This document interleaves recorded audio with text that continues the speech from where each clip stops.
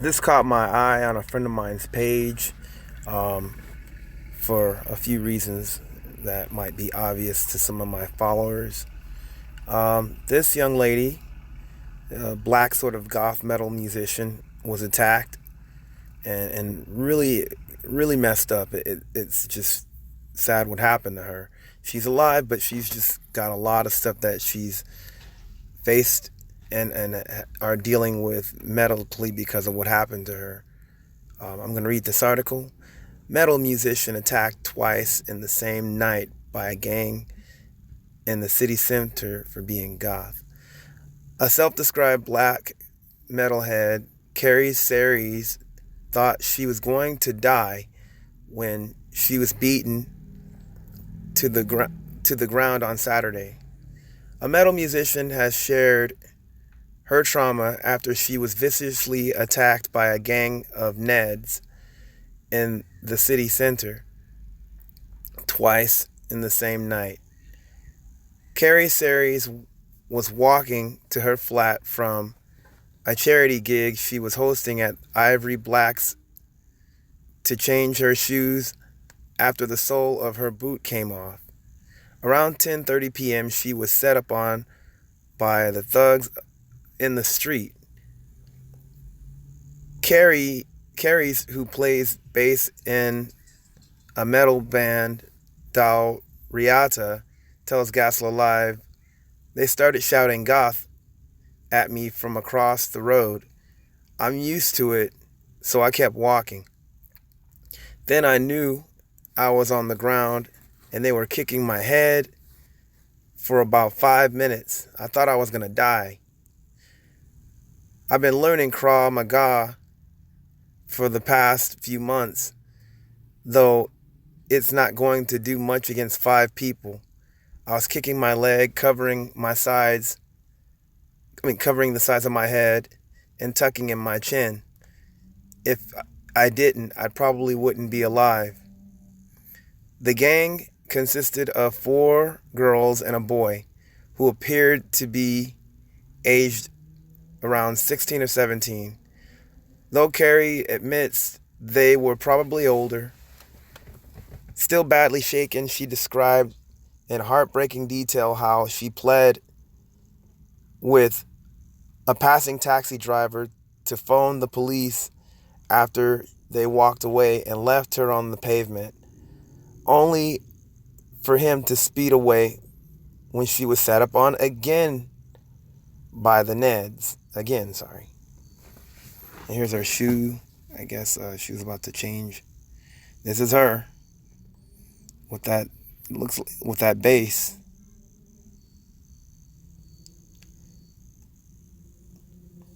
She added, It was a boy and girl this time, and it lasted 3 minutes. I was numb to the pain by this point. They kept kicking my back, knees, and head. Man, that's not cool.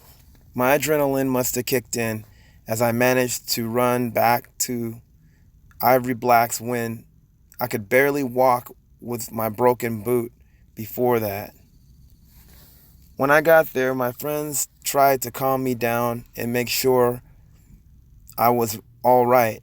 My boyfriend was emotional because he normally never lets me go anywhere on my own.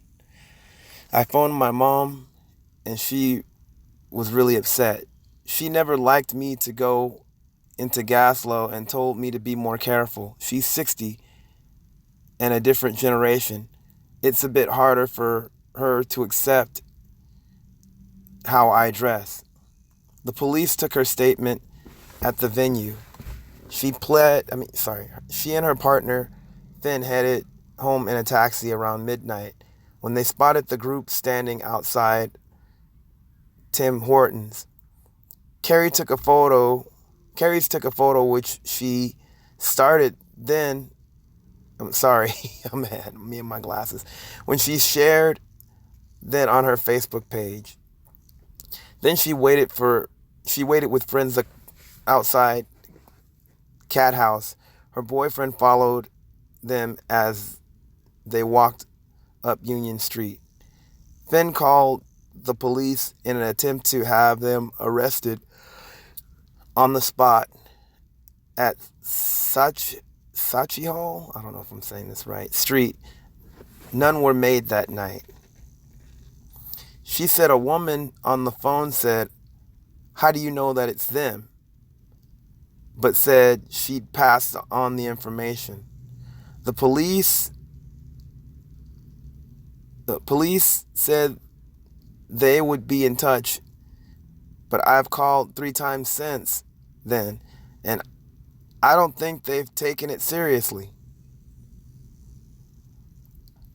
Carys now has a minor concussion, soft tissue damage on her arms, head, back, meaning that she cannot work. She walks using her boyfriend's cane and tells how she forgets her own mobile number and struggles to play in her band. Sadly, this is not the first time Carys has been attacked for the way she looks either. She tells how she was assaulted age 15 and 18 for how she dressed, and she recently appeared in court after being racially harassed on a night out. Her case has chilling echoes of tragic Sophia Lancaster, who died age 20 after she and her boyfriend were attacked in a park in Lancashire in August of 2007.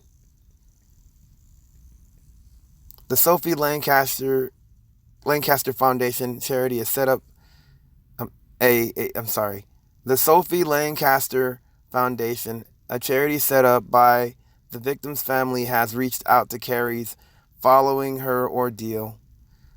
With their support, the Gaslian is fighting for people in subcultures and alternative groups to be protected by law.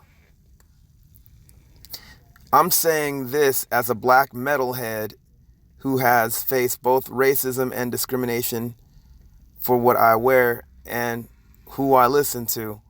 I can tell you that being attacked for my dress sense is no different to being attacked for the color of my skin. I disagree with that, but I understand where she's coming from. And I'm going to talk about that. I'm fed up with victim blaming. It shouldn't matter what you wear, regardless of your looks, your sexuality, your race. You should be able to walk in the streets of Gaslow without fearing your life. I'm now too scared to go into town by myself. This shouldn't be happening in 2018. It's a hate crime. 2018, it's a hate crime. We need to start treating it like that. A spokeswoman for the Police Scotland confirmed that they do not treat incidents against people of the way that they address as a hate crime, as they are not a protected group under the current UK legislation. The statement from the police read, "We were called to the report of a 22-year-old woman being assaulted near to Midland Street in Gaslow City Centre at around 11 p.m. Inquiries are continuing, and anyone with police information is asked to contact the Police Scotland." Now, one thing I will say,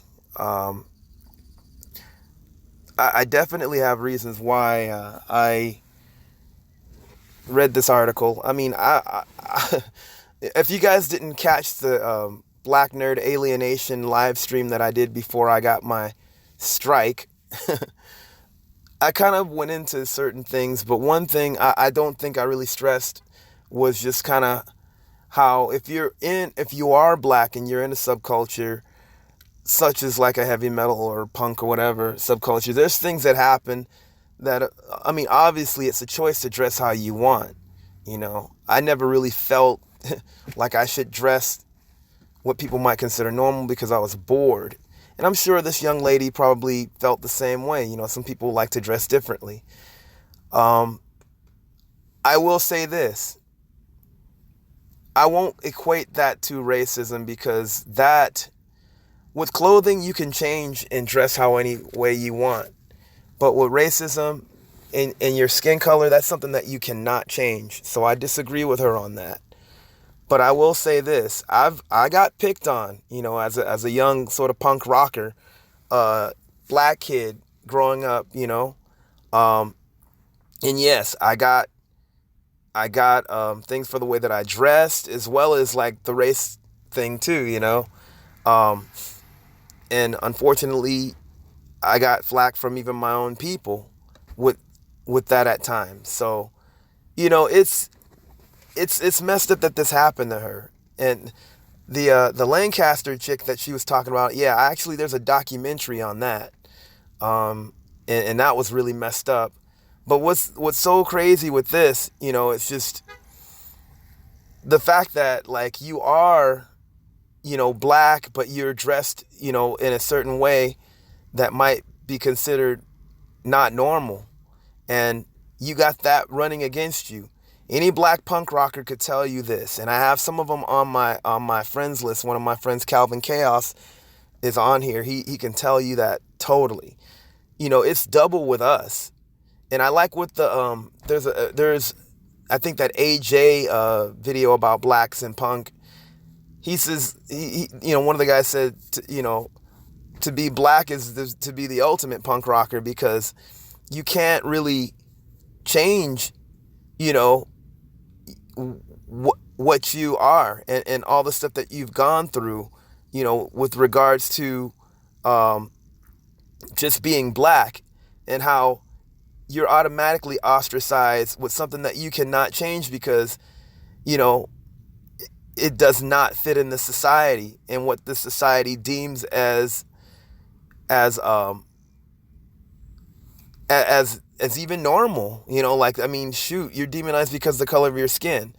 Now imagine you being like looking like this young lady, who I don't think looks bad at all. She's pretty. She reminds me of like some friends of mine, especially like the youth that I work with. Some of them remind me of her.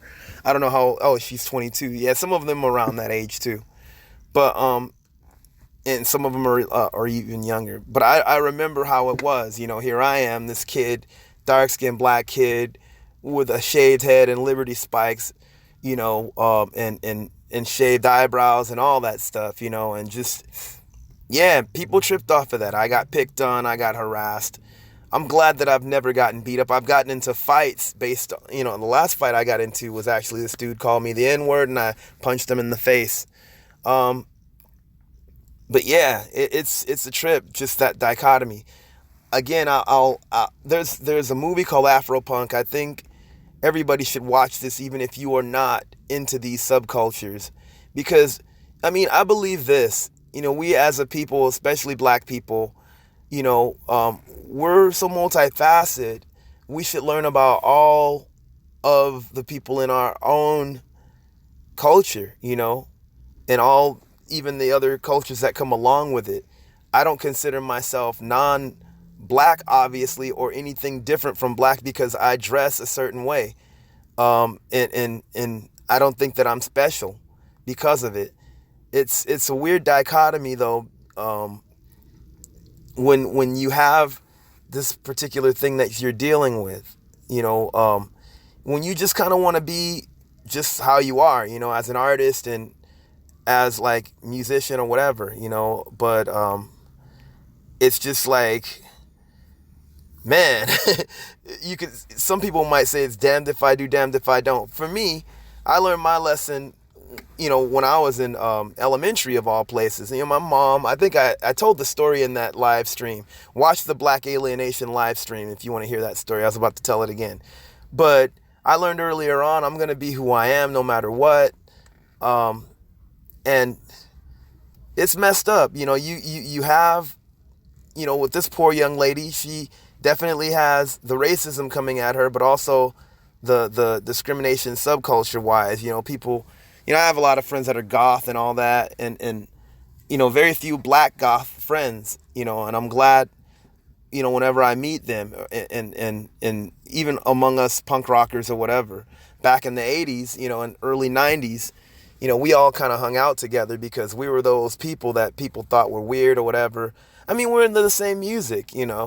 Then that whole subculture got demonized when that whole Columbine thing happened, and most of the goth people that I know, if not all of them, none of them are even into guns or anything like that. They're probably the most passive people that I even know. Like as far as, I mean, I know more punks that are rowdier than they are, I mean, not unless you want to talk about some contingency of death rockers, but that's a whole nother story, even though it's kind of a part of the same subculture to some degree. Um, anyway, um, I hope that she gets better, man. I'm going to try to see if I could find her on Facebook to see how everything is for her now. And, I hope everything is cool. I hope she heals up and, man, but just to let cats know, you know, we're out here and this is what we deal with as far as, just the way that we look as well as race. And shout out to all the homies, that have been into this stuff, but not dropped out on society to the point where they feel so alienated that they just drop out of society. Nah, remember, you have creativity to add just like everybody else. So, you know, special shout out to all my fellow black punk rockers, metalheads, goth cats, and other subcultures. So, yeah, anyway, I guess we'll talk in the comment section. Peace.